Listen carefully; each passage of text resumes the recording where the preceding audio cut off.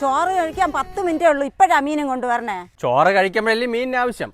പെരിങ്ങമലയുള്ള വലിയപ്പം വന്നിരിക്കുകയാണ്. അങ്ങേർക്ക് 1:30 ചോറ് കൊടുത്തില്ലെങ്കിൽ അങ്ങേര് ചൂടാവും. അത് ഈ കാലാവസ്ഥയിലെ കുഴപ്പമില്ലേ? തനിക്ക് സമയത്തിന് വന്നുകൂടി. നാളെ തൊട്ടേ ഇതിങ്ങളടുത്ത് നേരത്തെ വന്ന് വലയിൽ കയറാൻ പറ. ആ ചാള ലൗറെത്തിയാ എന്നാ എന്തൊക്കെയുണ്ട്? മുള്ളും തല എടുക്കട്ടാ. ഇതിന്റെ മാംസം എവിടെ?